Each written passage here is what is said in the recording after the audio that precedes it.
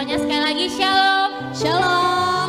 Oke, puji nama Tuhan, pagi hari ini kita boleh berkumpul, kita mau datang di hadirat Tuhan, kita mau beribadah, bersyukur pada Tuhan.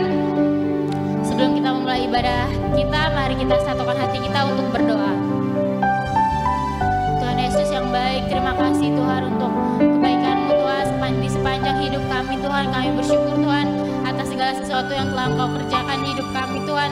Kami mau berdoa Tuhan, kami mau bersyukur Tuhan kalau kami ada saat ini semua hanya karena kemurahan Tuhan, semua hanya karena anugerah-Mu Tuhan. Kami boleh datang di tempat ini berkumpul Tuhan bersatu hati untuk memuji nama-Mu. Terima kasih Tuhan untuk segalanya Tuhan, untuk kesetiaan-Mu Tuhan di sepanjang hidup kami. Kami bersyukur Tuhan. Tuhan, sebentar kami akan memulai ibadah ini, Engkau yang habiskan Tuhan di dalam nama-Mu Tuhan. Kami halau Tuhan segala roh-roh jahat, kuasa-kuasa penghalang Tuhan kami patahkan di dalam nama Tuhan Yesus. Kami percaya Tuhan, setiap kami yang datang boleh mengalami perjumpaan dengan Engkau. Biarlah Roh Kudus-Mu Tuhan yang memenuhi setiap kami Tuhan. Kau penuhi kami Tuhan dengan hadirat-Mu Tuhan. Kami percaya Tuhan, kuasa-Mu bekerja Tuhan di tengah-tengah pujian kami yang kami naikkan Tuhan. Terima kasih Tuhan, berkati Tuhan saudara-saudara kami Tuhan yang mungkin belum datang, Kau yang tibakan di tempat ini Tuhan dengan selamat Tuhan dan tepat waktu Tuhan. Terima kasih Tuhan, terima kasih, kami bersyukur Tuhan. Kami serahkan Tuhan ibadah ini di dalam tangan-Mu Tuhan. Hanya dalam nama Tuhan Yesus kami telah berdoa. Amin. Saatnya kita akan mendengarkan VOP. Shalom saudara, banyak orang ingin memiliki kekayaan berlimpah. Namun pertanyaannya, setelah mendapatkan kekayaan, bagaimana menggunakan kekayaan tersebut? Nah, dalam VOP kali ini, kita akan membahas tentang penyalahgunaan kekayaan. Mungkin kita pernah mendengar pertanyaan ini, salah atau dosa nggak sih mengumpulkan uang ataupun harta lalu menjadi kaya? Pertanyaan ini seringkali muncul dalam benak kita sebagai orang percaya, karena kita merasa uang dan harta kekayaan erat kaitannya dengan kehidupan dunia dan bukan bagian dari kehidupan saleh orang Kristen. Tentu saja, pemikiran ini tidak benar sepenuhnya, karena Tuhan juga ingin agar setiap anaknya menikmati kehidupan yang baik, layak, dan diberkati selama di dunia ini. Namun, Dia ingin agar hati kita tidak melekat pada kekayaan itu, dan kita memperoleh serta mempergunakan kekayaan tersebut dengan cara yang benar. Sebagai contoh, setelah kita mendapatkan uang, maka uang tersebut dapat digunakan sebagai alat transaksi untuk memenuhi kebutuhan hidup kita sehari-hari, seperti makan, tempat tinggal, transportasi, dan juga membiayai uang sekolah atau kuliah. Bahkan kita juga bisa memakai uang dan harta kekayaan kita untuk menolong orang lain yang membutuhkan tentunya, dan memuliakan Tuhan. Di mana hari-hari ini pun kita diingatkan untuk memberi dalam kemurahan. Oleh karena itu, mengumpulkan harta tidaklah salah dan bukanlah dosa, selama hati kita tidak melekat pada kekayaan itu. Dan kekayaan itu diperoleh serta digunakan dengan tujuan yang benar, berguna, dan bertanggung jawab. Kita dapat melihat tokoh-tokoh Alkitab seperti Abraham, Ishak, Yakub, Yusuf dari Arimatea, dan Lydia pedagang kain ungu dari Tiatira juga adalah orang-orang yang diberkati dengan kekayaan. Artinya, Tuhan tidak melarang kita menjadi kaya. Namun Alkitab melarang orang percaya memperoleh kekayaan dengan cara yang tidak halal dan menyalahgunakan kekayaan tersebut. Di dalam Yakobus 5 ayat 1-6, Yakobus mengecam orang-orang kaya pada saat itu karena mereka menyalahgunakan kekayaan. Mereka bertindak sewenang-wenang terhadap orang-orang yang bekerja pada mereka dan hanya memperkaya diri tanpa mempedulikan kepentingan orang lain. Kekayaan menjadi tujuan hidup mereka, dan ini merupakan gambaran cinta akan uang, di mana karena seorang ingin kaya, ia menghalalkan segala cara demi memperoleh kekayaan itu dan menggunakannya untuk kepuasan diri. Menurut Yakobus 5 ayat 1-6, ada 3 dosa atau kesalahan yang dilakukan oleh orang-orang yang memiliki kekayaan. Yang pertama, menahan upah. Tindakan menahan upah merupakan tindakan yang tidak seharusnya dilakukan oleh orang yang diberkati Tuhan dengan kekayaan. Dalam Yakobus 5 ayat yang keempat, orang-orang yang kaya tidak membayar upah buruh sebagaimana yang telah disepakati menurut nilai dan waktunya. Orang-orang ini menahan upah dengan cara yang curang. Mereka terus memperkaya diri dengan cara menindas buruh mereka sendiri. Mereka tidak mempedulikan hukum Tuhan tentang orang upahan, dan ini adalah dosa. Yang kedua, menggunakan kekayaan untuk kepuasan daging. Yakobus 5 ayat 5 menggambarkan bagaimana orang-orang yang telah menerima kekayaan menggunakannya untuk hidup mewah, berfoya-foya, serta memuaskan keinginan hati dan daging mereka. Tentu saja, ini bukanlah tujuan yang dikehendaki oleh Tuhan dan merupakan suatu dosa. Sekalipun kekayaan itu diperoleh dengan cara halal, kita tidak boleh menggunakannya untuk kepuasan diri sendiri. Di sini, Yakobus tidak melarang orang percaya menjadi kaya karena berkat Tuhan. Tetapi kekayaan yang berlimpah itu harus digunakan untuk rencana dan kehendak Tuhan serta memuliakan Tuhan. 3. Menguasai pengadilan. Yakobus 5 ayat 6 memberikan gambaran bagaimana orang-orang yang dengan kekayaan mereka ikut mengadili, menghukum, dan bahkan membunuh orang benar yang tidak dapat melawan. Pengadilan pada masa Yakobus dikuasai oleh orang-orang yang dengan kekayaannya menyuap para hakim dalam memberi putusan. Para buruh yang benar tetapi miskin dikalahkan dengan putusan yang tidak adil dan mereka tidak dapat melawan kembali. Selanjutnya dalam Yakobus 5 ayat 1-3 terdapat konsekuensi bagi orang-orang yang mempergunakan kekayaan dengan cara yang tidak benar. Yang pertama, mereka mengalami kesengsaraan. Yang kedua, lenyapnya kekayaan mereka. Dan yang ketiga, rusaknya watak mereka sendiri. Sebagai kesimpulan, Tuhan tidak melarang kita menjadi kaya. Namun jangan sampai kita memperoleh kekayaan dengan cara yang salah dan bahkan menyalahgunakan kekayaan tersebut. Di sini kita diminta untuk memperoleh kekayaan dengan cara yang benar, tidak menindas dan merampas hak orang, serta tidak menghalalkan segala cara.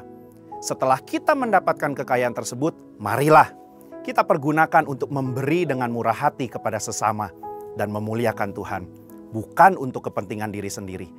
Biarlah kita menjadi orang-orang yang dipercayakan harta kekayaan dari Tuhan dengan tetap melakukan kehendak-Nya serta memuliakannya lewat kekayaan kita. Saudara, untuk penjelasan lengkapnya dari tim teologi kami, mari buka link yang ada di atas atau scan QR Code yang tersedia. Tuhan Yesus memberkati.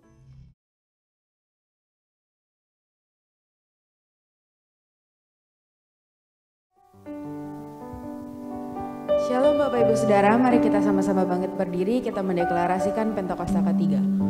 Apa yang dimaksud dengan Pentakosta ketiga? 1. Pentakosta ketiga adalah pencurahan Roh Kudus yang dahsyat di zaman ini, melebihi yang terjadi di Aza Street. 2. Pentakosta ketiga akan mengakibatkan penuaian jiwa yang terbesar dan yang terakhir sebelum Tuhan Yesus datang kembali. 3. Pentakosta ketiga akan membangkitkan generasi Yeremia, yaitu anak-anak muda yang dipenuhi Roh Kudus, cinta mati-matian kepada Tuhan Yesus, tidak kompromi terhadap dosa, dan akan bergerak untuk membenarkan jiwa. 4. Pentakosta ketiga lahir Indonesia dan bergerak ke bangsa-bangsa. Gerakan ini dari timur ke barat dan akan kembali ke Yerusalem. 5. Pentakosta ketiga akan memberikan kuasa untuk menyelesaikan amanat agung dan setelah itu Tuhan Yesus datang kembali. Bapak Ibu dipersilakan duduk kembali. Mari kita siapkan hati, kita mau memuji dan memuliakan nama Tuhan. Kami percaya ya Tuhan, terima kasih ya Tuhan. Kami telah melihat kebesaran kasih-Mu ya Bapa. Mari sama-sama kita nyanyikan pujian ini.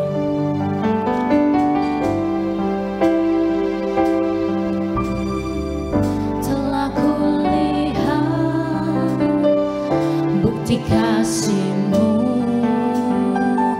Kau menderita gantikanku. Dengan darah-Mu Kau selamatkanku. Kini ku hidup menyenangkan-Mu. Telah kulihat bukti kasih-Mu, Kau menderita gantikanku. Dengan darah-Mu Kau selamatkanku. Kini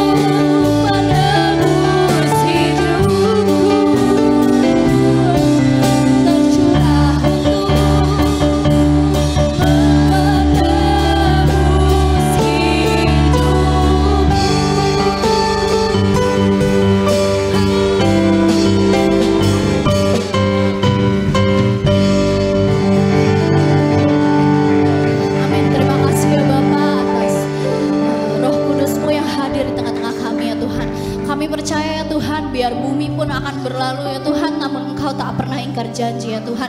Kami percaya ya Tuhan, masa penuaian telah tiba dan kami akan melalui itu semua ya Tuhan bersama Engkau ya Bapa. Terima kasih ya Tuhan, kami akan memuji dan memuliakan nama-Mu saja ya Tuhan, biar Engkau yang beracara penuh dalam ibadah kami ya Bapa. Terima kasih Tuhan, amin. Bapak Ibu Saudara, saya undang untuk bangkit berdiri. Berikan sorak-sorak yang dahsyat bagi Allah kita, amin. Kita mau menari untuk Tuhan.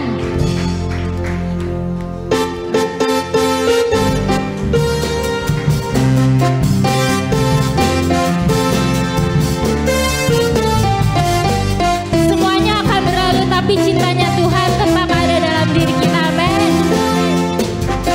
Berlalu, biar bulan tak bercahaya lagi, biar langit akan bergoncang, matahari tak bersinar lagi.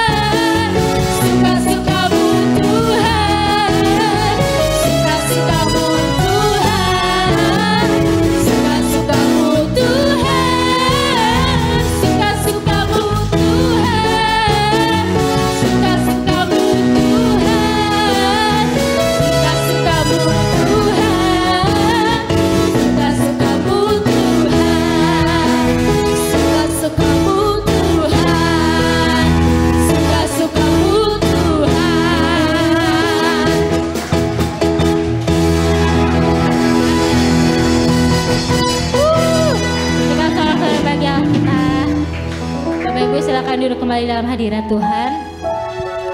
Kita mau siapkan hati dan pikiran kita untuk menyambut kebenaran firman Tuhan.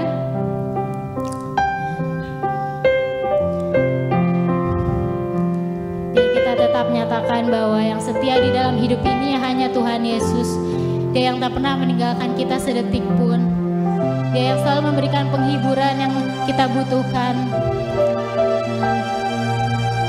Yang menaikkan pujian ini Tuhan dengan segenap hati kami.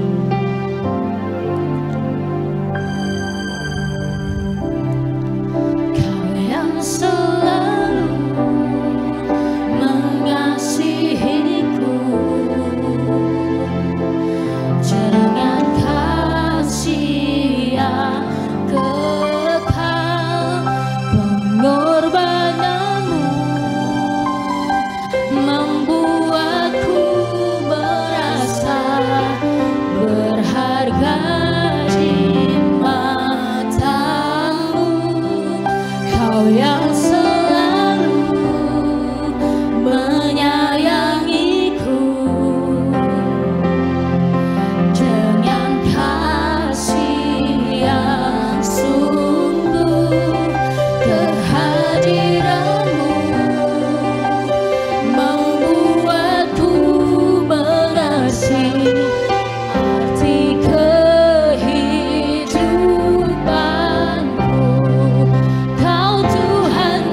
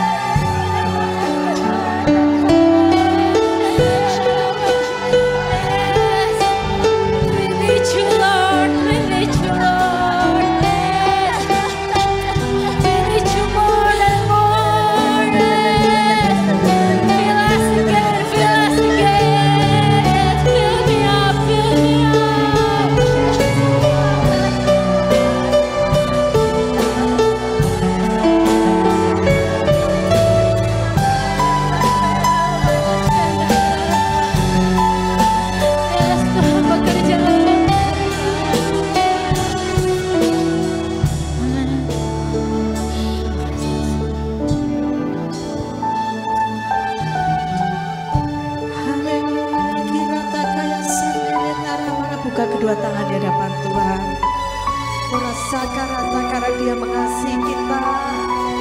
Shita kara para para para para kira taka papa papa para kalau saudara-saudara sudah dipenuhi Roh Kudus dan bisa berbahasa roh pada Tuhan. Tatarapa takarapata para irata kararara para papa papa papa para kira papa papa papa papa papa para You are so great God.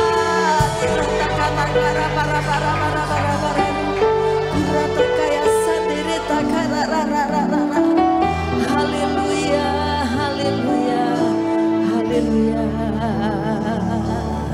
Terima kasih Tuhan. Hatiku percaya, hatiku percaya.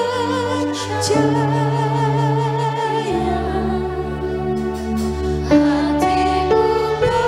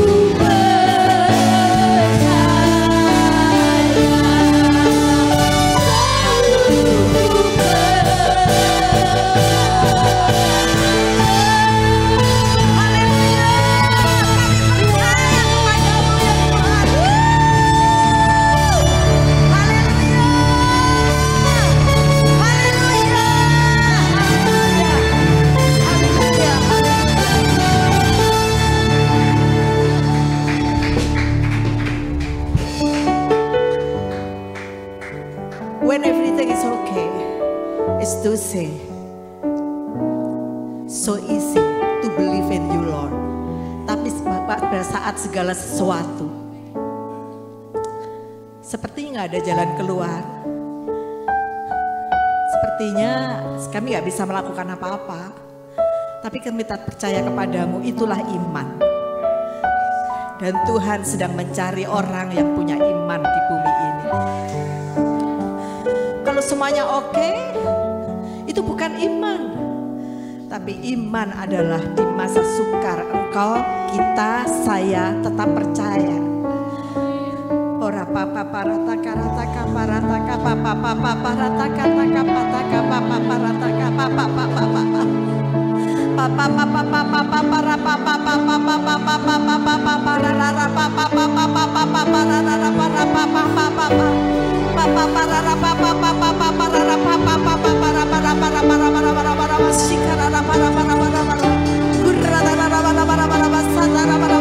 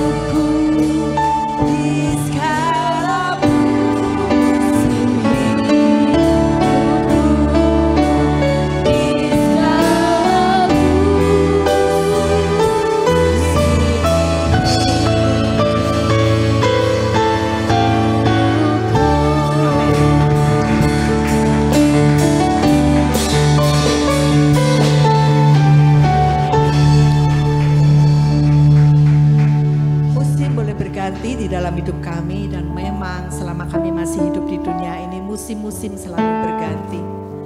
Ada musim panas, ada musim hujan, kemarau, bahkan ada winter, ada autumn. Tapi Tuhan Yesus kasih-Nya dan kuasa-Nya yang gak pernah berganti, gak pernah berubah. Itu yang ku percaya, itu yang kami andalkan di setiap musim hidup kami. Terima kasih Tuhan, terima kasih Bapak. Terima kasih. Teduhkan hati kami di hadapan-Mu saat ini. Kami mau duduk diam di kaki-Mu seperti Maria Tuhan, yang suka mendengarkan firman-Mu, suka mendengar Kau mengajar kami. Hamba-Mu gak ada apa-apanya, tapi kami tahu Roh Kudus saat ini ada di sini. Dan dengan kuat Roh Kudus saat ini bekerja di tengah-tengah kami. Ajar kami, tuntun kami, sehingga kami boleh bangkit menjadi pemenang dalam kehidupan kami di segala musim hidup kami. Terima kasih Tuhan, Engkau baik. Dalam nama Tuhan Yesus kami sudah berdoa. Amin. Amin. Beri kemuliaan untuk Allah kita. Haleluya. Luar biasa. Terima kasih untuk tim Praise and Worship. Ya, haleluya. Teman-teman semua, gereja kita intergeneration. Jadi dari berbagai generasi kita melayani bersama-sama. Ini ada dari Mycom, tapi ada juga yang cukup senior ya. Kemudian ada Kak Leo, ada Bang Pasca, luar biasa semua melayani Tuhan. Harusnya ada anak-anak kita juga ya yang tamburin. Ya, memang kita intergeneration. Jadi gereja kita bukan regenerasi enggak, tapi intergeneration. Ya, semua kita dipakai Tuhan bersama-sama menjelang Tuhan Yesus datang kedua kali. Yang percaya lambaikan tangannya. Amin. Haleluya. Ada yang sudah liburan, ada yang mungkin belum liburan ya. Tapi yang sedang liburan saat ini selamat berlibur keluarga-keluarga yang sedang liburan. Tapi teman-teman semua yang saat ini boleh beribadah bersama-sama adalah kasih karunia Tuhan ya. Tuhan Yesus baik. Siapa yang percaya Tuhan Yesus baik? Amin. Ya, Tuhan Yesus sangat baik teman-teman. Dia nggak pernah tinggalkan kita. Dia juga memberikan sementara kita di dunia ini yang musimnya berganti-ganti ya. Kadang-kadang autumn tuh anginnya kencang, berguguran ya, berguguran semua ya. Itu pun Tuhan memberikan satu kekuatan ekstra buat kita ya. Kadang-kadang kita dibawa ke masa-masa padang gurun ya. Itu Tuhan tetap memberikan kita kekuatan ekstra. Tuhan berikan senjata-senjata rohani yang gak dimiliki dan tidak dimengerti oleh orang-orang di luar Tuhan sana. Sama sekali mereka gak ngerti, tapi kita diberi kepercayaan. Kita diberi iman oleh Tuhan sehingga kita diberi senjata-senjata untuk berkemenangan di dalam Dia. Amin. Itu luar biasa, itu kasihnya Tuhan. Nah, pada pagi hari ini saya akan ajak kita belajar tentang mengapa kita harus berbahasa roh ya. Walaupun sebagian besar dari kita sudah berbahasa roh, tapi mungkin ada juga yang belum mengerti kenapa sih kita harus berbahasa roh. Kenapa kita gak seperti yang lain-lain, mereka punya senjata apalagi gitu kan ya. Tapi Tuhan berikan satu senjata yang luar biasa melalui bahasa roh ini. Nah ya, kita sama-sama mengapa kita belajar, mengapa kita berbahasa roh ya. Teman-teman yang sudah diberi karunia bahasa roh lambaikan tangannya. Yang belum gak apa-apa, kita boleh minta kepada Tuhan ya. Minta ya. Tuhan bilang mintalah kepada Bapa ya. Minta, nanti Tuhan akan kasih ya. Karena itu penting buat kita. Nah, mengapa kita harus berbahasa roh? Kita lihat dulu 1 Korintus 14 ayat 1 sampai 5. Saya akan baca ayat ganjil. Bapak Ibu Saudara, teman-teman semua baca ayat genap ya. Kejarlah kasih itu dan usahakanlah dirimu memperoleh karunia-karunia roh, terutama karunia untuk bernubuat. Sama-sama.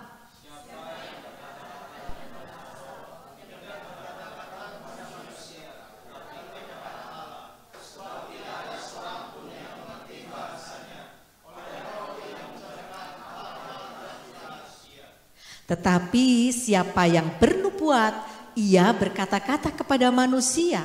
Ia membangun, menasehati, dan menghibur.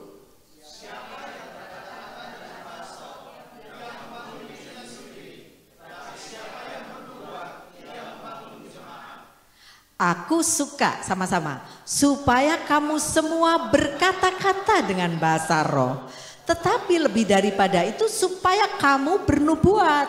Sebab orang yang bernubuat lebih berharga daripada orang yang berkata-kata dengan bahasa roh. Kecuali kalau orang itu juga menafsirkannya. Sehingga jemaat dapat dibangun. Amin. Amin ya. Puji Tuhan ya, gereja kita gereja Pentakosta, di mana kita percaya bahasa roh gitu ya. Saya dari kecil sudah terbiasa mendengar bahasa roh. Kakek nenek saya berbahasa roh, ya. Orang tua saya berbahasa roh. Jadi sudah biasa mendengar bahasa roh itu. Nah, walaupun dulu belum mengerti waktu masih anak-anak, tapi saya tahu di dalam hati saya bahwa itu sesuatu yang privilege dari Tuhan, yang gak semua orang bisa, yang gak semua orang percaya.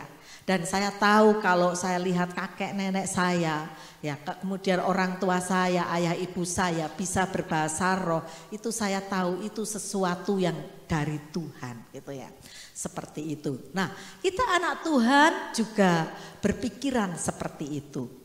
Jadi kita jangan masuk di dalam orang-orang yang menghujat bahasa roh, ya, di dalam bagian dari orang-orang yang tidak percaya bahasa roh. Walaupun tentu ada role-nya yang benar dari Roh Kudus, ya, dari Roh Kudus. Katakan bersama saya dari Roh Kudus, dari Roh Kudus, ya. Satu kali ada seorang anak muda datang kepada saya gini, Kak Mata, itu ya aku dengar dia bahasa roh bla bla bla, habis itu dia mengumpat di sana, mengumpat-ngumpat gitu. Padahal dia tadi baru bahasa roh gitu ya. Ya itu disalahgunakan ya. Tentunya pada saat kita dipenuhi Roh Kudus, kita diberi karunia bahasa roh, ayo buah roh dalam kehidupan kita juga muncul gitu ya. Jangan sampai kita jadi bagian orang yang di sini ngomongin yang enggak, yang di sini berbahasa roh seperti itu ya. Itu bukan kehendak Tuhan. Katakan bersama saya, bukan kehendak Tuhan. Ya, bukan kehendak Tuhan. Nah, sekarang kita akan lihat mengapa kita harus berbahasa roh. Yang pertama, yuk baca sama-sama. Dengan berbahasa roh berarti kita sedang berbicara secara rahasia dengan Allah. Ya. Perhatikan kata rahasia. Ya. Rahasia.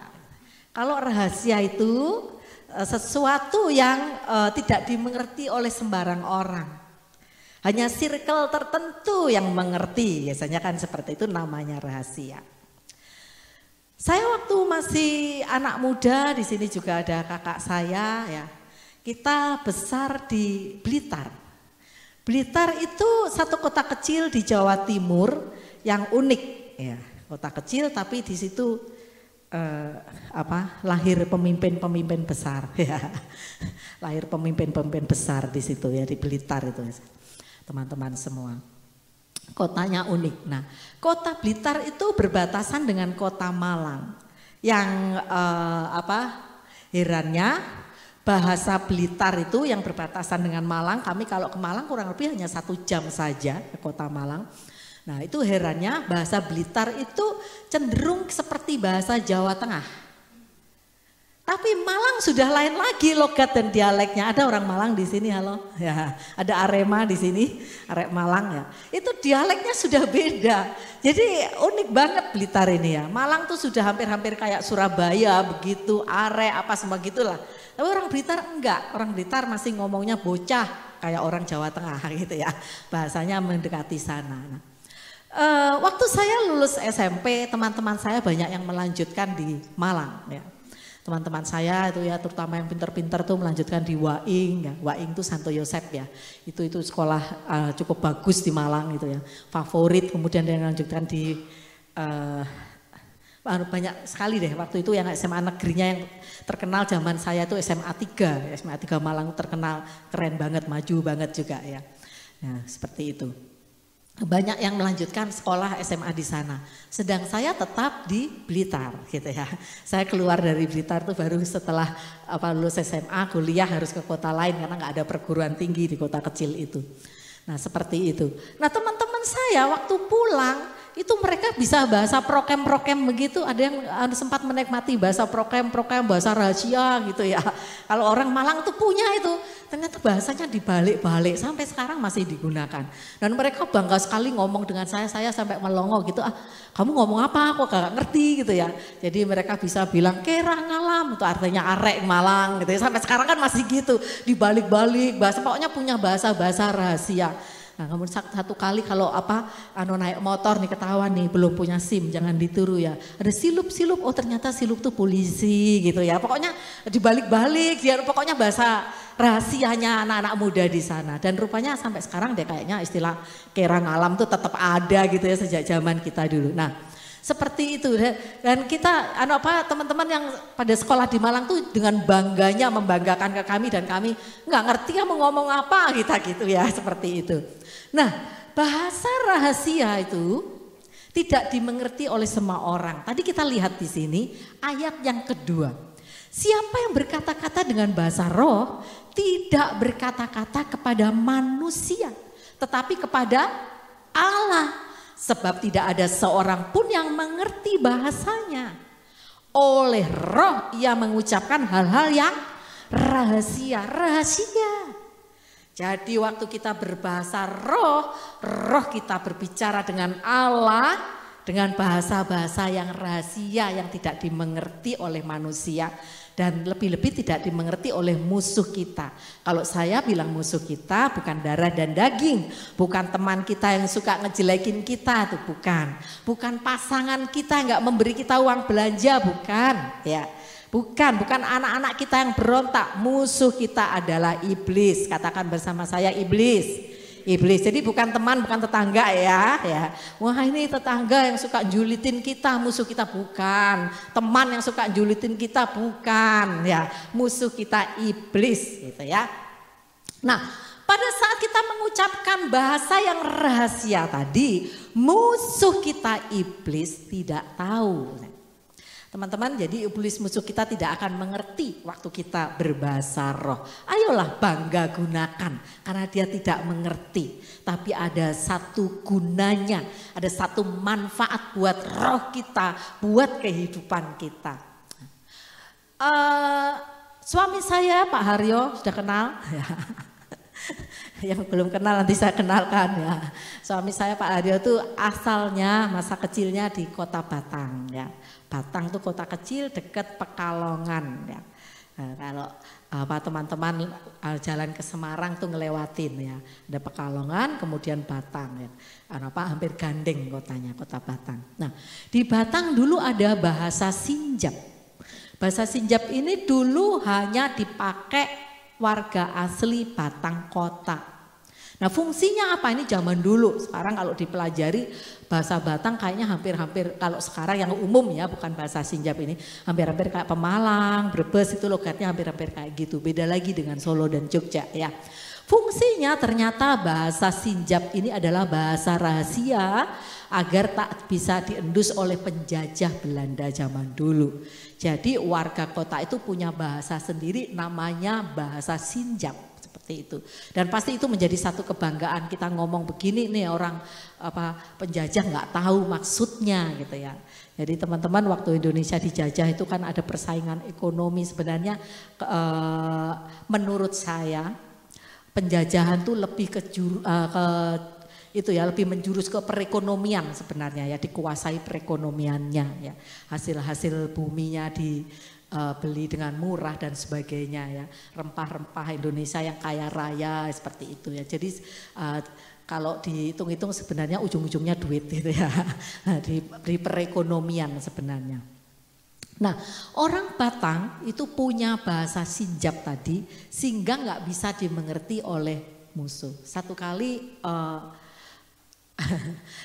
cerita sedikit. Ya teman-teman ya, kalau ada orang bule bisa ngomong Jawa itu sesuatu banget gitu ya. Ayah saya sepupu-sepupunya orang Belanda karena bude dari ayah saya itu menikah, suaminya orang Belanda. Nah, mereka tinggal di Belanda. Nah, tapi ada beberapa yang masih sangat bisa bahasa Jawa. Nah, kalau pas datang ke Indo gini, kadang-kadang ikutlah kita ke pasar gitu ya. Kalau di pasar di desa itu rame begitu, terus lihat ada orang bule gitu ya.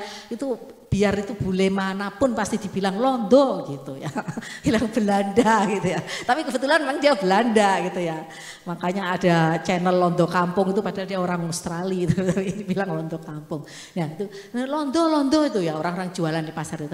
Dan dikira nggak bisa bahasa Jawa, nggak bisa, paling misalnya bahasa Indonesia pikirnya gitu. Tapi ternyata bisa bahasa Jawa halus. Niki pinten regine gitu bisa ya, dan mereka langsung ketawa, oh ternyata bisa gitu ya. Jadi bahasa itu menjadi satu kebanggaan, ya. Nah, jadi satu kebanggaan kalau kita punya kemampuan bisa berbagai bahasa itu menyenangkan. Nah, bahasa roh Tuhan berikan menjadi satu bahasa rahasia, di mana yang mengerti hanya kita dengan Tuhan, roh kita dengan Tuhan. Tuhan saja yang ngerti, iblis nggak tahu loh. Ya, seperti itu iblis nggak tahu. Kadang-kadang kita nggak ngerti harus berdoa bagaimana, tapi Roh Kudus mengajar kita. Satu kali kami ada satu seminar di Miracle School, saya ingatnya waktu itu di kalau tidak salah di daerah Gunung Sahari sana, Golden Trulli ya. Sekarang udah nggak ada itu ya. Di Golden Trulli sana, dan kita termasuk seksi sibuk, dan saya ingat waktu itu ada adiknya Pak Anen almarhum yang membantu itu ya, soundman di situ juga. Nah, kita seharian dari pagi sampai malam seminar itu, pulang itu sudah lumayan, Jeremy masih balita kira-kira 2-3 tahun gitu ya. Dan kami dipenjami Ibu Elma mobil baleno, ya masih pakai baleno biru itu Bu Elma. Nah seperti itu kami naik mobil itu, nah pulang kami kelaparan, kami makan dulu. Habis makan saya ingat di belakang Kak Iren sama Jeremy, di depan saya sama Pak Haryo. Nah kemudian nggak tahu setelah makan tuh ada dorongan dari Roh Kudus untuk berbahasa roh gitu ya. Jadi kita masuk mobil tuh sambil berbahasa roh. Saya tahu berbahasa roh kenceng-kenceng gitu. Terus Pak Haryo juga berbahasa roh kenceng-kenceng gitu. Ya kita tetap menikmati perjalanan. Ya kadang macet, kadang lancar, tapi kita berbahasa roh. Nah pada saat jalanan sudah lurus dan agak sepi, agak kenceng juga jalannya mobil kan. Tapi kita bahasa roh kuat-kuat. Tiba-tiba itu ada motor tuh motong gini dan kita sudah tidak tahu itu bagaimana caranya ngerem, caranya begini karena itu terlalu mendadak, terlalu tiba-tiba gitu ya, terlalu tiba-tiba dan pokoknya nggak tahu, saya hanya dengar Kak Iren Tuhan Yesus semua gitu. Jeremy masih kecil dan saya yang tadinya berbahasa roh juga tetap bahasa roh kenceng-kenceng dan Tuhan Yesus tolong ya, pokoknya semua muncul deh, semua doa kita ucapkan gitu ya. Dan kita nggak tahu tiba-tiba mobil itu tetap dalam posisi baik, kita semua selamat, dan motor itu tahu-tahu udah di sebelah sana dan dia juga nggak apa-apa. Padahal hitungan mata itu sudah ketabrak deh. Hitungan mata kita nggak tahu, saya tahu itu perbuatan Tuhan yang ajaib. Baru kita makanya Roh Kudus dorong kita berbahasa roh ya di dalam mobil tadi. Kita nggak ngerti maksudnya, tiba-tiba saya bahasa roh, Pak Aryo nyamber juga bahasa roh gitu, dan terjadi seperti itu. Teman-teman, kalau ada dorongan seperti itu jangan diabaikan. Amin. Jangan diabaikan. Kok tiba-tiba aku lagi masak didorong bahasa roh aja. Kadang itu nggak tahu, tapi itu bahasa rahasia. Iblis nggak tahu, tapi Allah tahu. Oke? Nah, yang kedua, ucapkan bersama saya, dengan berbahasa roh kita membangun diri sendiri.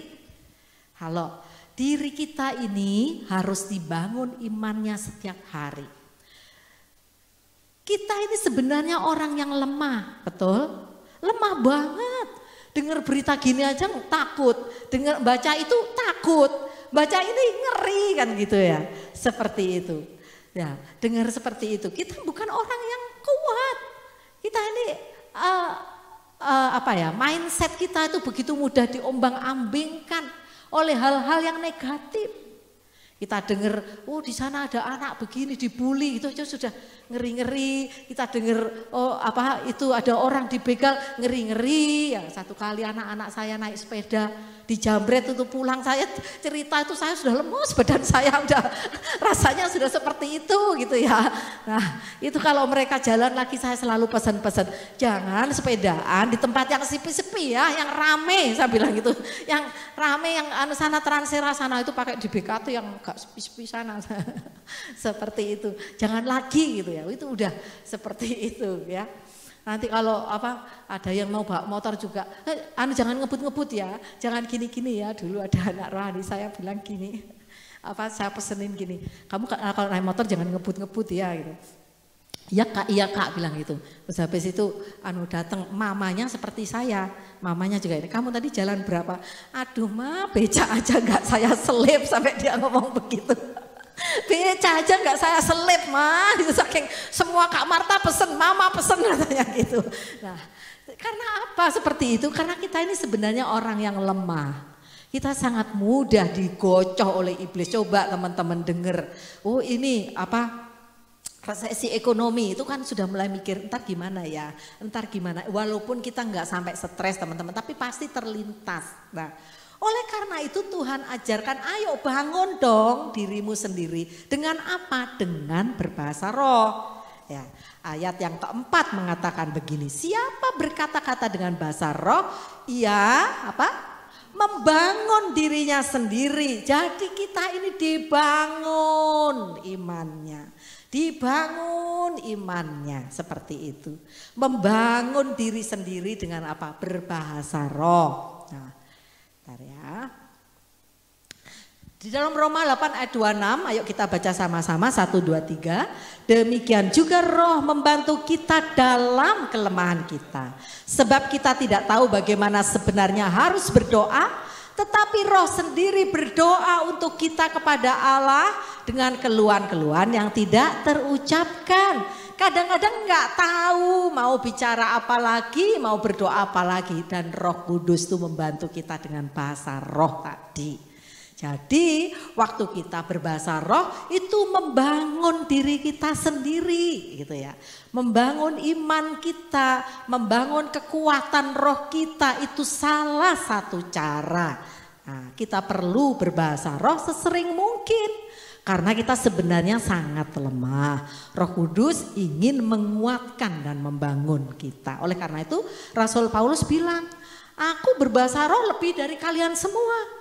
Artinya apa? Dia senantiasa berbahasa roh. Kalau saya bilang begini bukan berarti terus Bang Atur datang nih ke sini.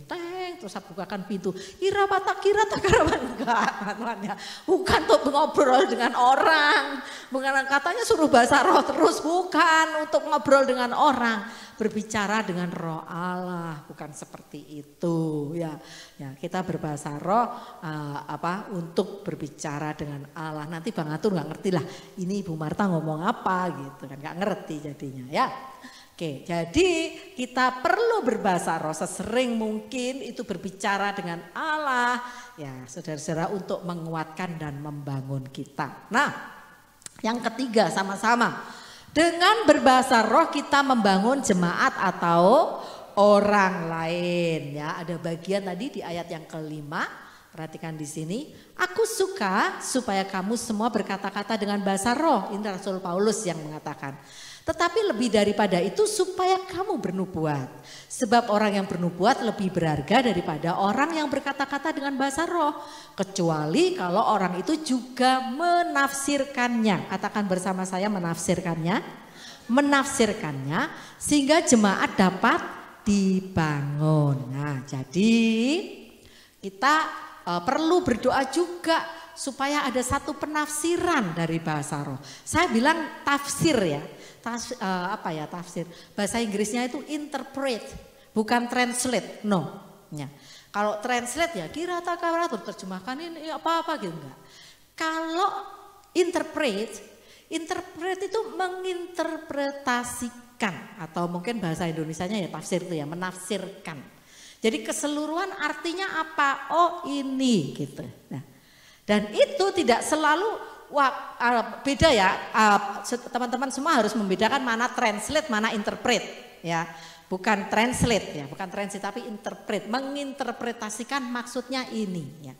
Satu kali di dalam dorama kita berdoa nih untuk renovasi gereja kita ya. Untuk renovasi gereja kita berdoa berbahasa roh, kita berdoa sungguh-sungguh, semua bapak-bapak yang hadir berdoa semua sama-sama. Udah, amin. Terus kemudian waktu Pak Haryo tanya begini, ada yang mendapat sesuatu dari Tuhan ya. Ada salah satu saudara yang mengatakan begini, saya beberapa waktu yang lalu istri saya sebelum Pak Haryo mengumumkan kita akan merenovasi, panitia sudah dibentuk ya teman-teman, nanti minggu depan waktu Pak Haryo ada akan didoakan panitia yang dibentuk. Terus kemudian ada satu saudara ngomong begini, sebenarnya beberapa waktu yang lalu dia bilang, istri saya bilang gini, Bang saya kok bermimpi ya, kalau Bang berarti tahu ya kira-kira siapa ya, Bang saya kok bermimpi yang datang dorama juga sudah tahu semua ya. Bang saya kok bermimpi ya gereja kita direnovasi, terutama di atasnya gitu, direnovasi. Terus kemudian suaminya bilang gini, loh aku sebenarnya juga mimpi seperti itu, cuman sudah agak lama dulu dan aku belum ngomong gitu ya. Jadi saya tahu itu interpretation dari Tuhan, itu penafsiran dari Tuhan. Amin. Jadi teman-teman, jadi beda ya, bukan translate ya. Kalau translate itu menerjemahkan gitu. Ini interpret, menafsirkan. Jadi semua berbahasa roh, semua berdoa dan ternyata dapat peneguhan. Ada 2 saudara yang sudah dapat mimpi dari Tuhan. Memang kita akan merenovasi gedung gereja kita, memang sudah lumayan sih 30-an tahun ini usianya. Ini tetangga-tetangga kita depan ya itu sudah banyak yang sudah direnovasi, atapnya itu yang udah keropos. Nah kita juga berdoa untuk mengganti itu. Jadi itu satu peneguhan melalui interpret. Nah itu membangun iman kita. Nah kita semua yang berdoa jadi semakin terbangun kan. Oh this is from God. Oh ini dari Tuhan memang ya. Seperti itu. Jadi teman-teman itu namanya menafsirkan. Ini interpret lah ya. Interpret. Jika berbahasa roh ditafsirkan maka akan membangun jemaat. Iman kita dibangun, dikuatkan. Oh berarti kita nggak salah sedang mempersiapkan diri untuk membangun, merenovasi ya. Oleh karena itu kita perlu minta juga karunia ini, karunia menafsirkan. Sebenarnya, ya saya akan segera akhiri tapi saya akan sedikit cerita. Sebenarnya bahasa roh itu ada 2 macam, saudara. Ada yang disebut glossolalia, itu bahasa Yunani ya. Ada yang disebut senolalia. Kalau glossolalia itu bahasa roh kita ini, yang kita nggak ngerti ini bahasa suku mana, bangsa mana kan nggak ngerti gitu ya. Tapi itu bahasa roh, memang kita berbicara dengan Allah. Tapi ada yang namanya senolalia. Ingat peristiwa Pentakosta? Ya hari-hari ini saya akan banyak belajar tentang Roh Kudus dan bahasa roh karena kita sebentar lagi masuk perayaan Pentakosta sebelum setelah kenaikan Tuhan Yesus nanti. Nah di Alkitab bukankah ada yang katakan, loh mereka ini bukan orang Yunani tapi ngomong bahasa Yunani. Mereka bukan orang Itali tapi mereka ngomong bahasa Itali. Seperti itu yang namanya senolalia. Jadi tiba-tiba bisa mengucapkan dari Roh Kudus bahasa-bahasa seperti itu yang sebenarnya nggak bisa gitu loh. Sebenarnya nggak bisa, nggak ngerti gitu ya.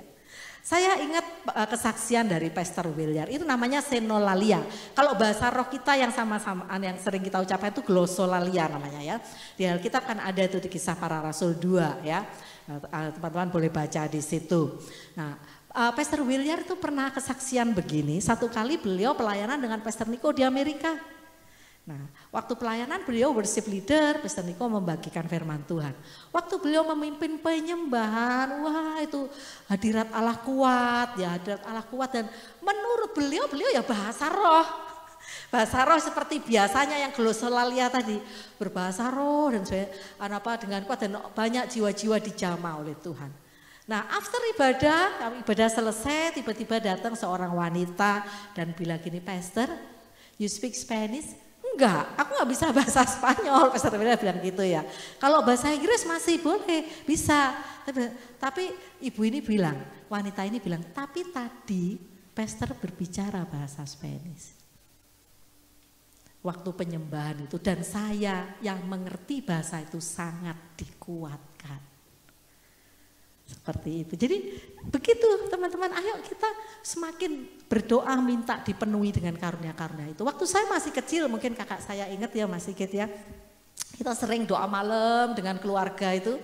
Ya, Eyang Christine itu, tante kami yang di Jogja itu, yang Christine tuh kadang-kadang bisa kayak bahasa Jepang begitu ya, kadang-kadang bisa kayak bahasa Mandarin. Itu seandainya di situ ada yang mengerti bahasa itu, saya rasa dia bisa ngerti maksudnya apa gitu ya. Padahal beliau nggak bisa, bahasa Jepang ya nggak bisa, bahasa Mandarin ya nggak bisa. Nah, oleh karena itu ayo kita semua minta kan hal ini. Satu kali di gereja di kampung sana, saya masih kecil, saya ingat saya. Ada seorang remaja cowok gitu ya. Nah, kita waktu itu sedang berdoa menyembah Tuhan ya, berbahasa roh. Terus tiba-tiba ada seorang anak remaja yang hamba Tuhannya cukup peka. Dia bilang gini, dia akan menyampaikan pesan Tuhan berbahasa Inggris dengan lancar banget. Padahal kita tahu, sorry, uneducated. Mungkin dia SD aja nggak lulus ya, karena kami tinggal di kampung teman-teman.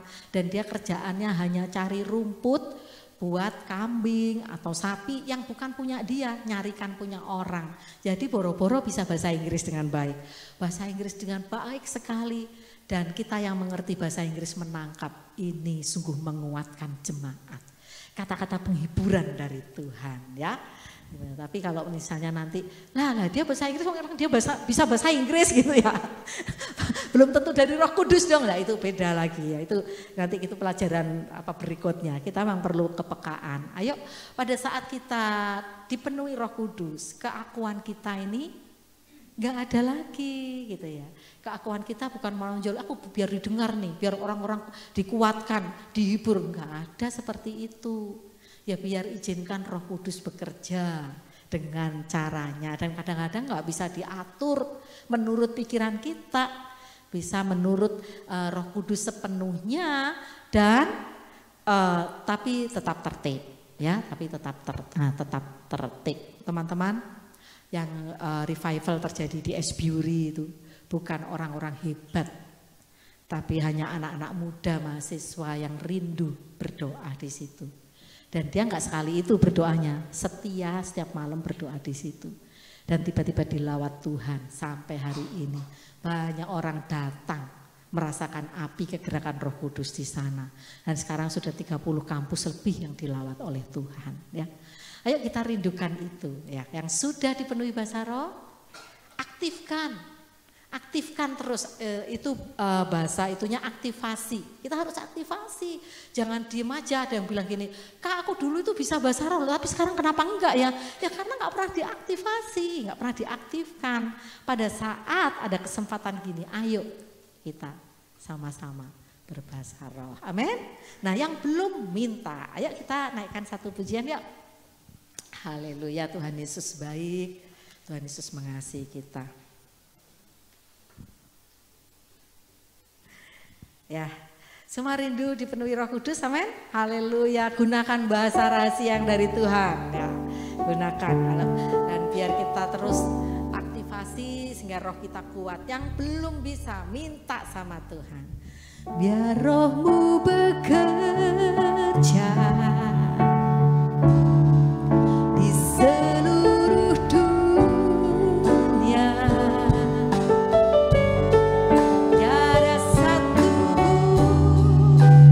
yang dapat menghalangi kuasa-Mu Tuhan. Mari bangkit berdiri, katakan bersama.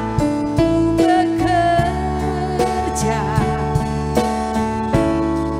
di seluruh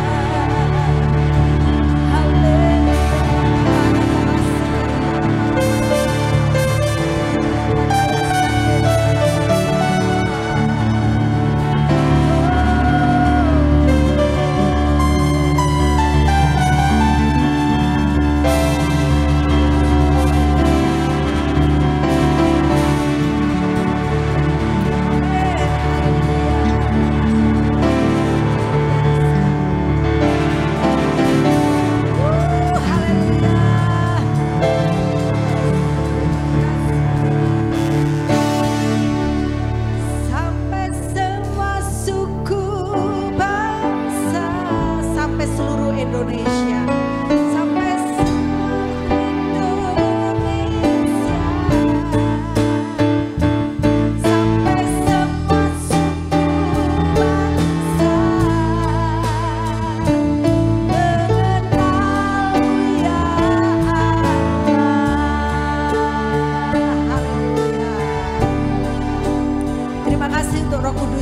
Sampai mengajar kami, berikan kami terus kekayaan-kekayaan rohani dari Engkau Tuhan, karena Engkau mengendaki kami bangkit dan jadi pemenang, bukan pecundang. Di sini tidak ada pecundang, karena Roh Kudus sudah memberikan kami kemenangan. Roh Kudus yang memampukan kami. Terima kasih Tuhan, Kau baik. Terpujilah namamu, biar kami sukacita untuk mengaktifasi setiap karunia-karunia roh yang Tuhan berikan kepada kami. Bahkan kalau kami belum memilikinya, belum menerimanya, kami terus bertalu-talu berdoa memintanya kepadamu. Engkau Allah yang mendengar dan akan memberikannya kepada kami. Terpujilah namamu Tuhan Yesus. Sebentar kami juga akan berikan persembahan kami. Kami persembahkan persembahan persepuluhan, persembahan khusus, persembahan syukur dan lain-lainnya Tuhan. Engkau yang menguduskan, menyucikan, dan kami bawa ke hadirat-Mu dengan sukacita Tuhan. Kami percaya Tuhan memberkati setiap persembahan-persembahan anak-anak-Mu. Di dalam nama Tuhan Yesus, semua yang percaya berkata amin. Silakan duduk, siapkan persembahannya. Nanti Sheryl dan Rahel akan pimpin satu pujian. Oke.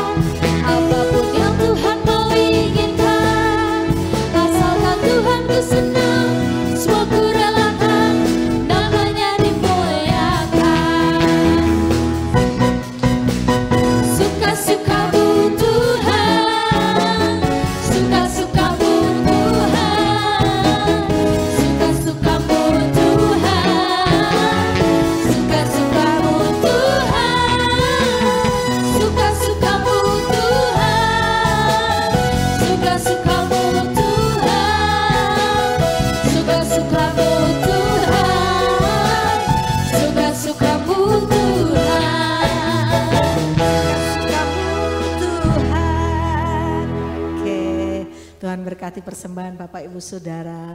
Lagu ini iramanya bisa didangdutkan, kita sukacita menyanyinya kan ya. Tapi itu maknanya dalam banget ya.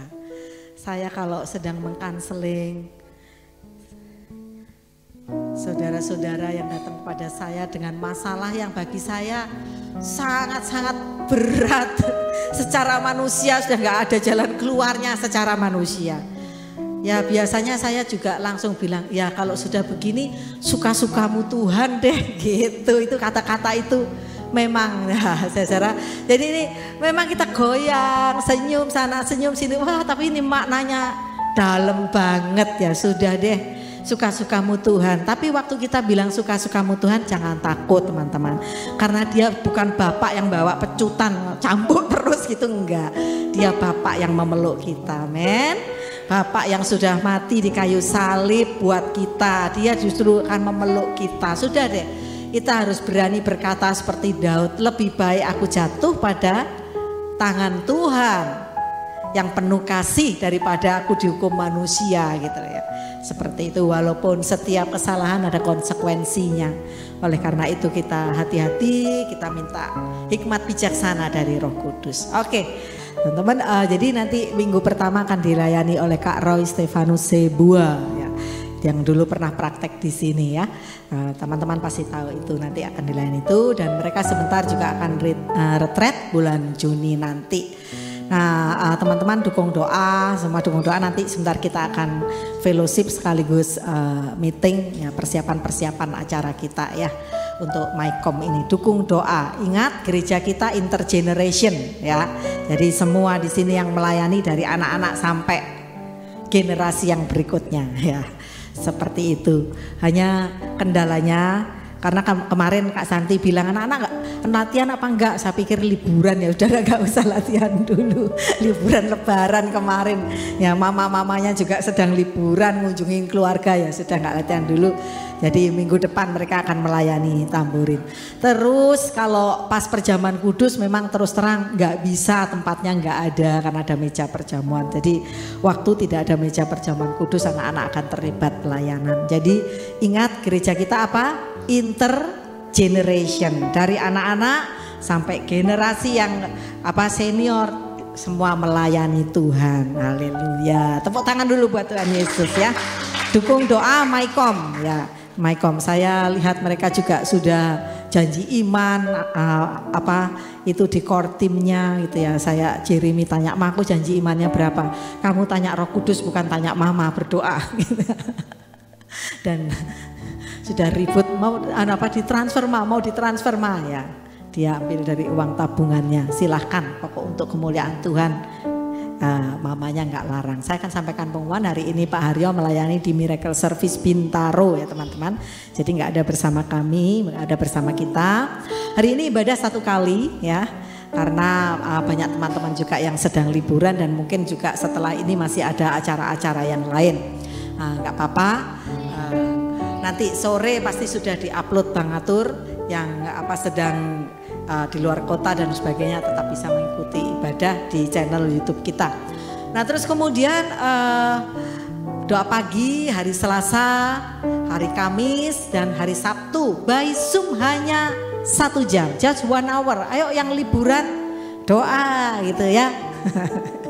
Samuel, Aurel yang liburan semua doa, yuk ingat intergeneration. Doa bukan yang doa itu kan Tante Marta, Tante Fandi, Om bukan, semua Om Yono dan sebagainya, bukan, semua intergeneration ya. Masuk surga intergeneration kok, bukan oma-oma, opa-opa aja ya. Itu ayo.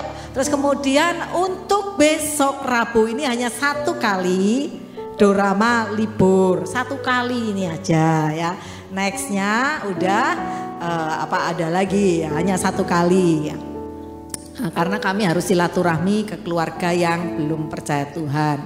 Hampir semua keluarganya Pak Haryo belum percaya Tuhan, jadi kami harus silaturahmi. Oke, nah teman-teman yang by Zoom oke ya, tetap ada ya WBI by Zoom. Nanti WBI bulan Mei akan meet up ya Kak Fani ya, diprogramkan. Semua ikut, yang merasa wanita ikut ya. Oke, terus kemudian hari Jumat EPT jam 5 sore ya. EPT jam 5 sore. Hari Minggu depan kita ketemu lagi dalam ibadah yang luar biasa. Ibadah pertama akan dilayani oleh Pastor Rofli ya, Pastor Rofli Lim, dan ibadah kedua akan dilayani oleh Ibu Airin, Priscilla Diana Airin, seorang pelaku marketplace, rasul marketplace, tapi sangat mengandalkan Tuhan. Saudara bisa dengar kesaksian-kesaksiannya, bagaimana Tuhan yang luar biasa menuntun dalam setiap langkah-langkah bisnisnya ya. Nah, kita berharap semua kita diberkati. Jadi gereja kita balance. Kalau Om Yoyo, Tante Marta memang pekerjaannya melayani Tuhan, tapi kalau Tante Airin dia pelaku marketplace, dia business woman, tapi tetap dia standarnya firman Tuhan ya. Jadi kita balance semua, oke? Mari kita bangkit berdiri bersama-sama. Kita pulang dengan sukacita, suka-sukamu Tuhan. Ya, Kak Sheryl, Kak Rahel.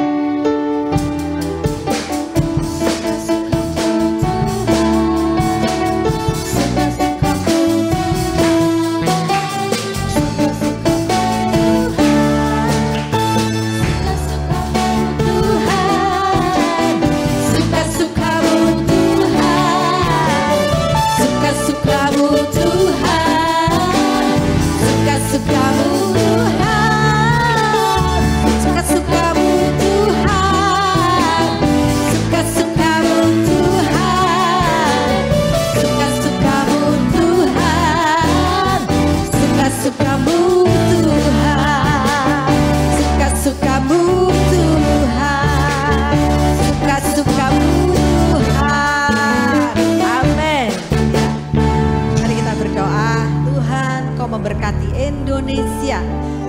ini saudara kami sedang merayakan Idul Fitri, Engkau tetap melawat mereka, berikan satu pewahyuan kebenaran akan Yesus Tuhan sebagai juru selamat mereka juga.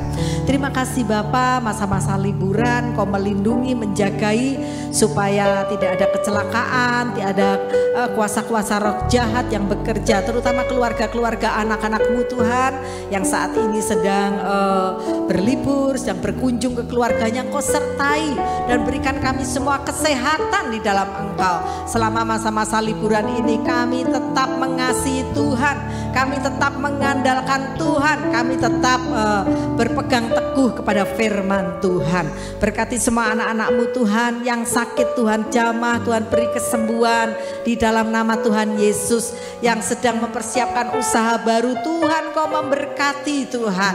Yang merindukan pasangan hidup, berikan pasangan hidup yang terbaik yang daripada Tuhan. Yang sekolah, yang kuliah, Tuhan berkati, biar mereka boleh berprestasi di sekolahnya, di kuliahnya untuk kemuliaan nama Tuhan. Yang sedang mencari pekerjaan, Tuhan berkati.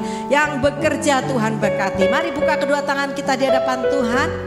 Terimalah berkat Tuhan yang melimpah-limpah. Kasih sayang daripada Tuhan menyertai kita semua. Tuhan memperluas daerah-Mu. Tuhan menyertai Engkau. Tangannya melindungi Engkau dari segala malapetaka, dari segala sakit penyakit. Saudara-saudaraku yang kasih Tuhan, terimalah berkat yang daripada Allah Bapa, di dalam nama Tuhan Yesus Kristus, Putranya yang tunggal, kasih sayang, penghiburan daripada Roh Kudus menyertai kita semua sampai Maranatha, bahkan sampai selama-lamanya. Di dalam nama Tuhan Yesus, semua yang percaya berkata amin. Selamat hari Minggu, selamat berlibur, Tuhan Yesus memberkati.